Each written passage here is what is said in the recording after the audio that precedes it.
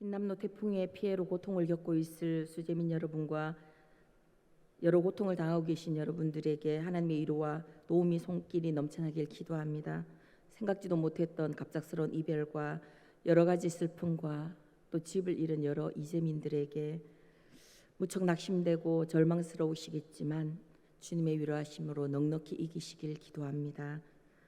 코로나 시국을 겪으면서 우리라는 단어가 강했던 우리 대한민국이 모임이나 또 연합이 어려워지고 개인주의와 소그룹으로 모이기도 힘들어지는 시대를 살아가면서 이제는 그것이 문화가 되어버렸고 교회 안에서조차도 모임이 점점 희미해져 가는 모습을 보면서 오늘 이 함께라는 제목을 가지고 말씀을 나누어 보려고 합니다. 전도서는 인생의 허무함에 대해서 말하면서 하나님께서 하시지 않으면 해 아래 모든 수고가 헛되다고 말했습니다. 그런데 본문의 솔로몬은 전도서 전체에 흐르는 인생의 허무함이라는 주제와 사뭇 다르게 서로 함께하면 더 큰 힘을 낼 수 있다고 말합니다. 한 사람보다 두 사람이 함께할 때 그들의 수고함으로 더 좋은 상을 얻을 수 있고, 한 사람이 눕는 것보다 두 사람이 함께 누울 때 따뜻하며, 한 사람이 싸우면 패하지만 두 사람이 힘을 모으면 맞설 수 있다고 말했습니다. 저는 아들이 많은 집의 외동딸이었습니다. 그래서 제가 어려운 일을 겪으면 오빠들이 출동해 줬습니다. 동네에서 오빠가 많은 저는 아무도 괴롭히지 않았습니다. 어릴 때는 그게 당연한 줄 알았는데 자라고 보니 제가 얼마나 큰 혜택을 누렸는지, 형제들이 많으니 보호자가 많았던 겁니다. 여러분, 형제들이 많다고 보호자가 꼭 많은 건 아니라고 말씀하실 수도 있겠지만, 제가 누린 형제들 사이에서의 어떤 풍요로움은 자녀를 많이 낳으셔야 된다 이런 의미가 아니라, 형제들이 많으니 평소에는 사이 안 좋다가도 동생이 어려움을 겪으면 편을 들어줍니다. 내 동생 누가 건드렸어? 그래서 저는 뒤에서 이릅니다. 오빠야 있잖아, 제가 나한테 그랬다. 지금 생각하면 너무 아기 같은 짓인데 저는 우리 오빠가 대장이었기 때문에 다 일러줬어요. 그런데 그렇게 자랐던 오빠가 환갑이 지나고 지금도 오빠야 이러면 그 오빠는 또 저에게 대답해 줍니다. 왜? 이렇게 얘기해 줍니다.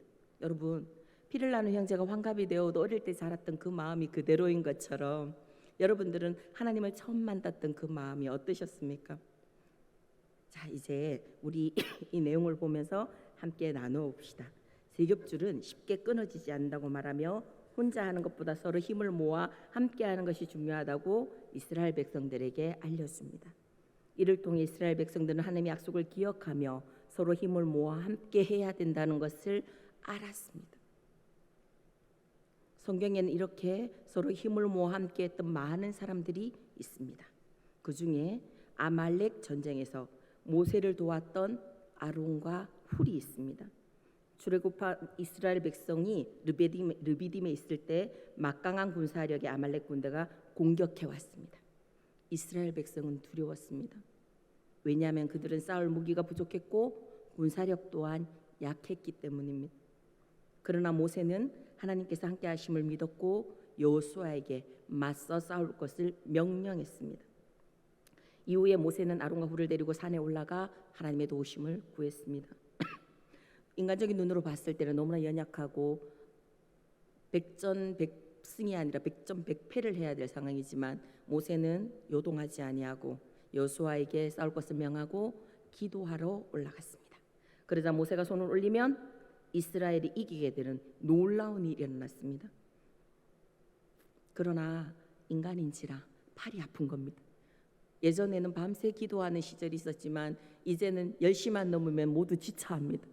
그만큼 훈련들이 덜 되어가고 있다는 거죠. 마찬가지입니다. 팔을 올려서 기도했는데 하루 종일 기도하다 보니 너무 힘이 든 겁니다. 그래서 팔이 내려오면 이스라엘 백성들이 지게 됩니다. 그러자 아론과 훌이 힘을 모아서 모세의 두 팔을 붙잡았고, 팔만 붙잡은 것이 아니라 돌을 가져다가 앉게 했다는 겁니다. 아주 배려하는 사람들이었습니다. 이스라엘은 전쟁에서 승리했습니다. 여러분, 혼자는 약하지만 함께 힘을 모으니 놀라운 일이 일어났던 겁니다. 전도자는 하나님만이 모든 사물의 의미를 아신다고 이야기합니다.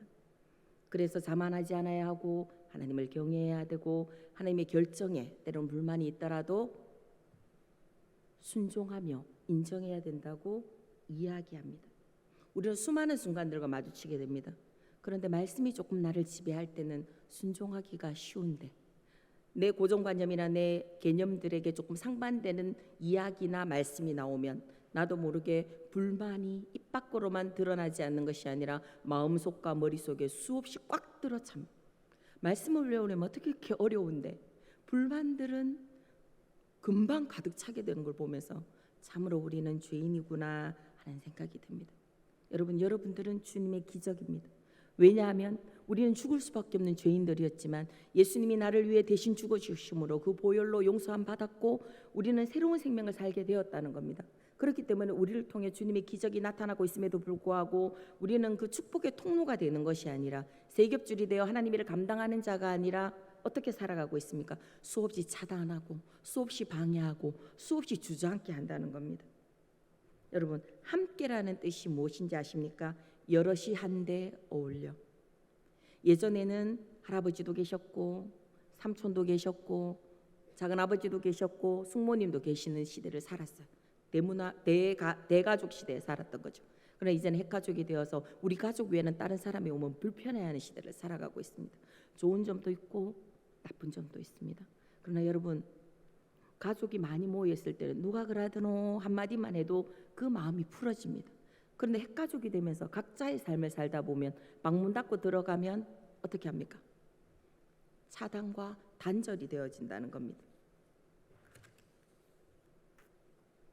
저는 많은 곳을 신방을 합니다. 그런데 제가 느껴지는 것이 이 코로나 시국을 통해서 사람들이 많이 고립되고 있다는 생각이 듭니다. 고립이란 말이 무슨 말인지 아십니까? 남과 사귀지 않거나 남의 도움을 받지 못하여 홀로 된 느낌. 연세가 드시거나 또 우리가 젊은 사람들도 자기가 듣고 싶은 말만 듣습니다. 나는 다른 사람과 소통 많이 해. 잘해라고 말씀하시지만 연세가 드시면 귀도 어두워지시면서 목소리는 점점 더 크게 해야 하고 제가 무슨 얘기를 하면 상대편에서 들으시는 분은 이렇게 말씀하십니다. 뭐라고? 이렇게 말씀하시는 거죠. 그럴 때마다 제가 사무실에서는 큰 소리를 낼 수 없지만 사무실이 아닌 바깥에서는 아주 그냥 우레와 같은 목소리로 큰 소리로 설명을 해드립니다. 그러다 보면 제 목소리는 점점 커지게 됩니다. 여러분, 목소리가 커져서 소통이 되고 이해가 된다면 얼마나 좋겠습니까마는 우리의 마음의 문제인 것 같습니다. 듣고 싶은 것만 듣다 보니까 내가 요구하는 것, 내가 생각하는 것과 맞으면 그건 들리고 아니면 듣지 않습니다. 이게 우리의 이기심이라는 겁니다. 그렇다면 교회는 이 시국에 이 시대 흐름을 따라가야 하는가? 어떻게 해야 하는 겁니다. 교회의 통계를 내보면 교회에 다니는 사람들이 그리고 전도회에 속해 있는 분들이 소그룹 활동을 하는 분들이 고립감이 적다고 통계가 나왔다고 이야기합니다. 왜입니까? 친밀감이 있기 때문입니다. 친밀감 뭡니까? 지내는 사이가 아주 친하고 가깝게 여겨지고 내가 힘든 일이 있으면 그가 나의 이야기를 들어주면 그가 해결해 주지 않아도 상대방이 내가 그것으로 인해서 문제를 시원하게 여길 수 있다는 겁니다. 여러분은 내 속 얘기를 마음껏 얘기해도 마음 편한 이웃이 있으십니까? 같은 성도님이 계십니까? 아니면 내 얘기했더니 다른 사람들이 내 흉본이라고 내가 부담스러워서 이제는 절대 얘기하지 않을 거야 라고 살고 계십니까? 교회 안만이라도 우리 성도님들만이라도 우리가 함께 서로 아픔을 나누고 서로 돌아보아야 합니다. 사단은 어떻게 우리들을 조정해 가는 줄 아십니까? 사람한테 아무리 잘해도 소용이 없어. 머리 검은 짐승은 은혜를 몰라. 세상의 기준을 들여와서 우리로 하여금 마음의 문을 꼭꼭 닫게 만듭니다. 함께하지 못하게 합니다. 예배 드릴 때도 성령이 운행하시지 못하도록 꼭꼭 마음을 닫고 말씀을 들어도 내가 듣고 싶은 것만 듣고 집으로 돌아가니 은혜가 머물지 못합니다. 그리고 내 고정관념이 똘똘 뭉쳐서 말씀을 들을 때 은혜가 있지 못하고 말씀을 들었을 때 내 가슴을 치며 주여 내가 어찌해야겠나이까라고 통곡하는 모습도 없다는 겁니다. 여러분, 기도원에 가서 기도할 때만 은혜가 주어집니까? 아니면 금요 기도회 때만 은혜가 주어집니까? 아닙니다. 하나님은 지금의 이 예배도 받으시기 때문에 말씀을 듣는 시간에 내 마음에 꽝 와닿는 게 있다면 그 순간 주님 나의 연약함을 용서하소서라고 고백할 수 있는 시간이기도 되어야 한다는 겁니다. 여러분이 한정짓는 특정의 시간은 어떤 시간입니까? 내가 주님과 만나고 있는 큐티하는 시간, 기도하는 시간, 물론 맞습니다. 그러나 말씀을 묵상하며 기억하는 것이, 반복해서 기억하는 것이 얼마나 중요한지 여러분들은 꼭 기억하셨으면 좋겠습니다. 여러분, 저도 한때는 마음의 병을 알아서 아무하고도 대화하지 않고 모두가 나를 피해주는 사람이라고 생각하며 나 자신의 세계에 살 때가 있었습니다. 한마디 하면 그 사람 그냥 무심히 한 말인데도 저는 그게 상처가 되어서 그 말로 인해서 밤새 생각에 꼬리를 물고 푹 자야 될 시간에 그 생각하고 있고 너무 괘씸한 거예요. 나한테 어떻게 그럴 수가 있어. 근데 그 상대방은 저에게 피해를 주거나 억하심정을 가지고 얘기하지 않았음에도 불구하고 저는 그 생각에 사로잡혀서 잠을 못 자고 분해하며 분노했습니다. 그러나 어느 순간 하나님께서 은혜를 주셔서 제가 제 자신을 바라보게 되는 계기가 되었습니다.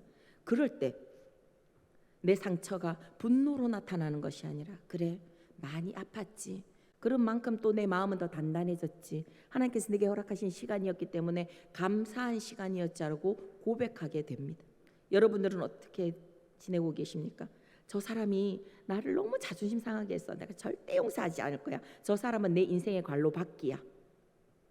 우리 교회 성도님들은 마음이 다 바다같이 넓으셔서 저같이 좁지 않으셔서 대답을 아무도 안 하시는군요.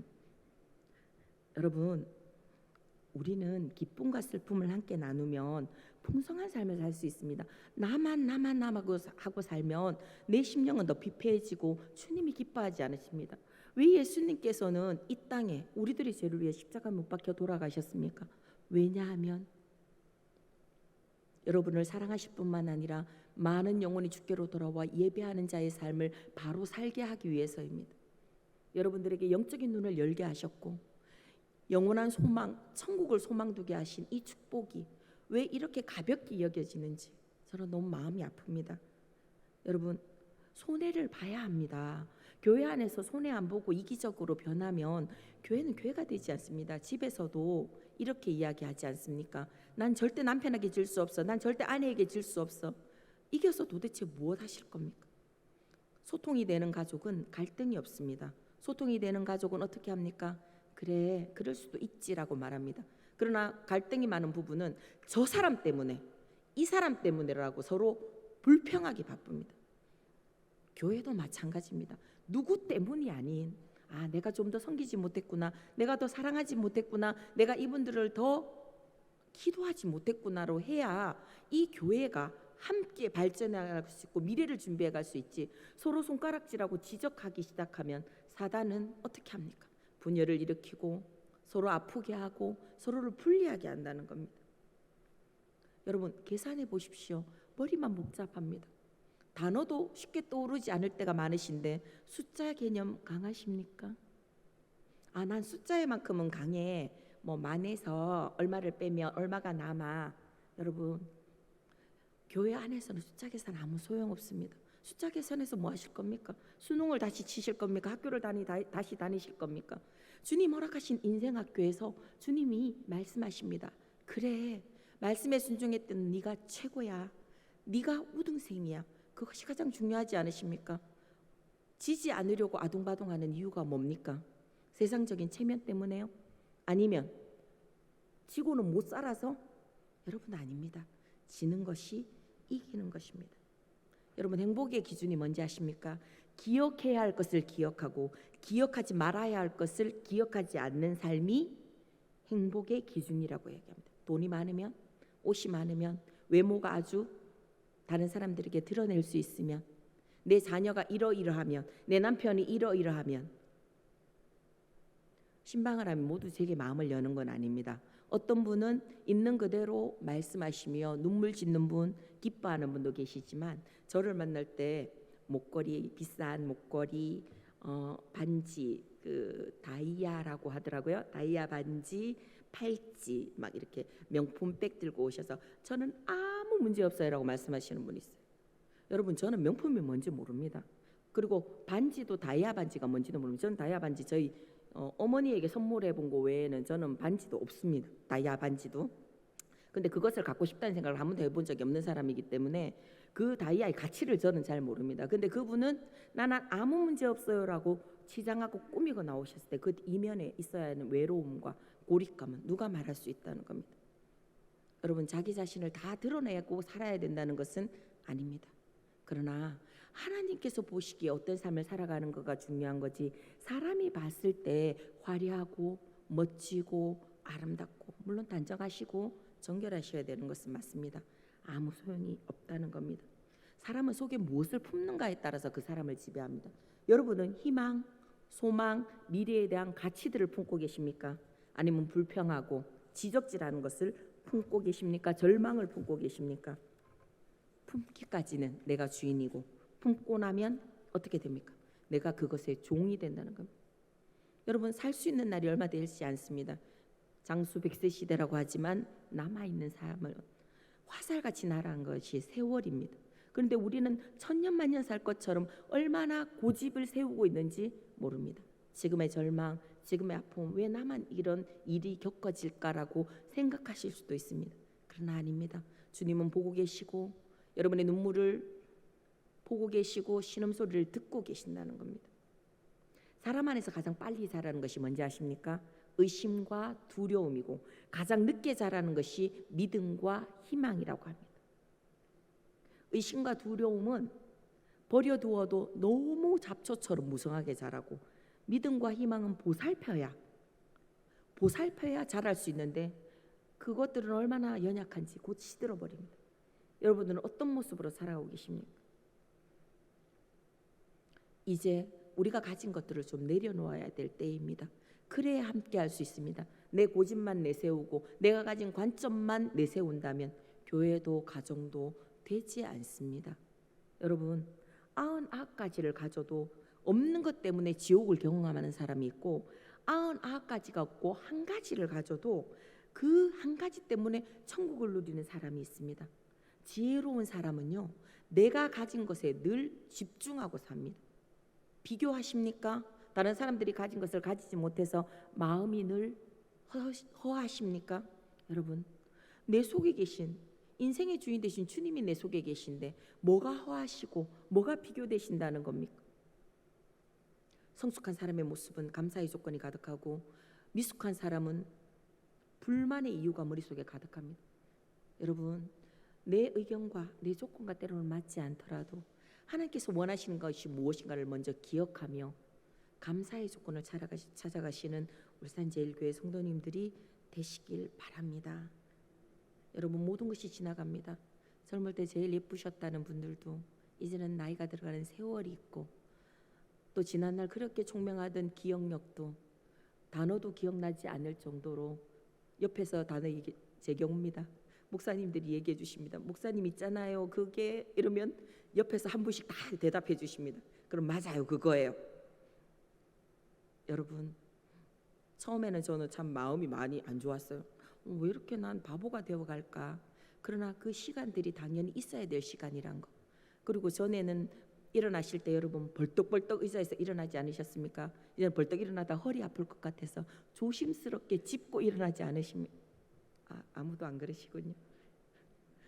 그리고 걸음을 걸을 때도 절대 무리를 두지 않습니다. 넘어지면 다치니까.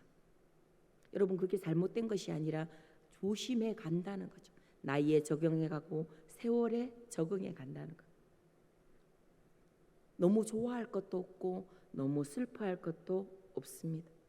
여러분, 함께 할 수 있는 베이스는 예수님께서 나의 죄를 위해 죽어주심이 감사해서 나같이 부족한 자에게 하나님의 은혜를 베푸셔서 이렇게 하나님의 자녀로 살게 해주셨다는 기초가 되고, 그리고 감사가 또 함께 되어서 많은 영혼들이 주께로 돌아오게 하는 전도자의 삶을 살아가고, 또 내 이웃이 우리 교회의 모든 성도들 중에 연약한 자가 있다면 같이 울어줄 수도 있고 함께 손에 손잡고 주애를 감당할 수 있다면 첫 번째로 하나님이 가장 기뻐하시고, 그 다음에 우리들에게 화목과 함께함이 주어진다는 겁니다. 여러분들은 오늘 무슨 생각을 가지고 이 자리에 오셨습니까? 주님, 내 고정관념을 내려놓게 하시옵소서. 내 고집과 아집을 내려놓게 하시옵소서. 이 예배를 통해 하나님께서 원하시는 것이 무엇인가를 나로 하여금 보게 하시옵소서 하고 오셨습니까? 아니면 저녁 드시고 예배 시간이다 가자 이렇게 오셨습니까? 지나간 세월 돌아보면 주님의 은혜가 아니고서는 살 수 없었던 시간이옴을 고백하며 주님, 나의 약함을 아시오니 강하게 붙들어 달라고 고백하시며 또 많은 두려움들이 우리를 두렵게 합니다. 이래도 두렵고 저래도 두렵고 저래도 요래도 두려운 것이 우리의 인생입니다. 그렇다면 우리는 누구를 의지하셔야 됩니까? 이사야 41장 10절 말씀은 이렇게 말씀해 주십니다. 두려워하지 말라, 내가 너와 함께함이라. 놀라지 말라, 나는 내 하나님이 됨이라. 내가 너를 굳세게 하리라. 참으로 너를 도와주리라. 참으로 나의 의로운 오른손으로 너를 붙들리라. 주님은 말씀하셨고 약속해 주십니다. 하나님은 거짓말하지 않으십니다. 왜냐하면 그분은 인생이 아니시기 때문입니다. 여러분 함께 하시는 두려움이 있으십니까? 혹여 내가 상처받을까 두려우십니까? 그럼에도 불구하고 함께한 일에 동참하셔서 주님의 기쁨이 되고 또 함께하는 기쁨을 누리시는 여러분이 되시기를 바랍니다. 건강한 교회, 건강한 가정은 함께하는 것입니다. 각자가 아니고 따로가 아니라는 겁니다. 찬양을 하나 하려고 합니다. 제가 아무것도 두려워 말라. 저희 반주하시는 김민섭 선생님이 저희 유치부 반주생님인데요. 대학교 1학년 들어가서부터 지금까지 얼마나 성실하고 꾸준하게 해주시는지 볼 때마다 사랑스러워요.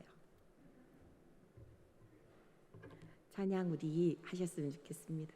아무것도 두려워 말라.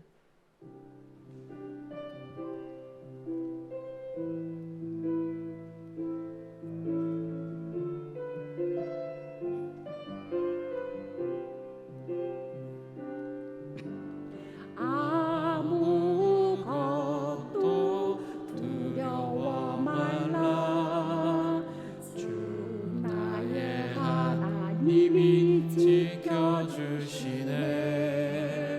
놀라지 마라, 겁내지 마라. 주님 나를 지켜주시네.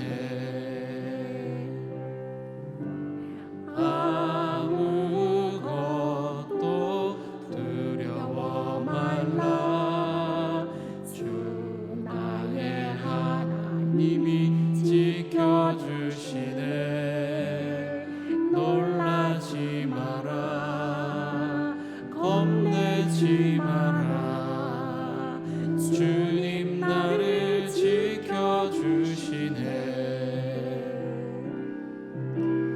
내 맘이 힘에 겨워 지칠지라도 주님 나의 힘이 되시네. 세상의 험한 꿈과 몰아칠 때도 주님 나를 지켜주시네.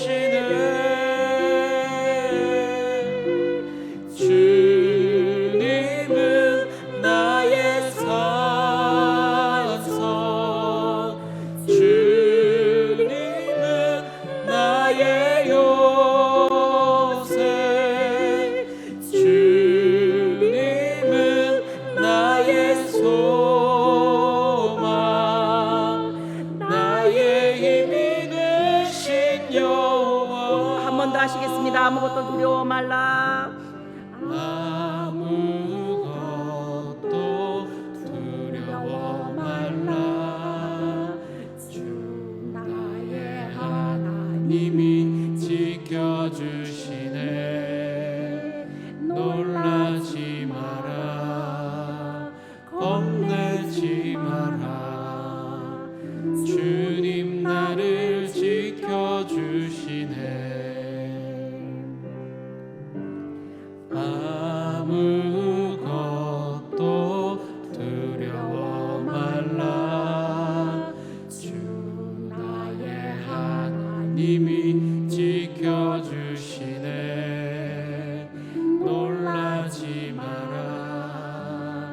겁내지 마라.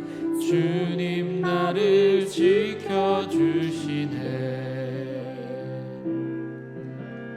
내 맘이 힘에 겨워 지칠지라도 주님 나를 지켜주시네.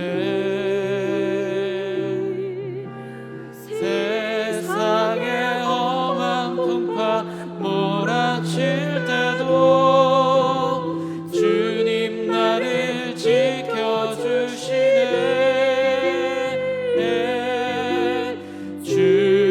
주님은 나의 산성, 주님은 나의 요새, 주님은 나의 소망, 나의 힘이 되신 여호와. 기도하시겠습니다.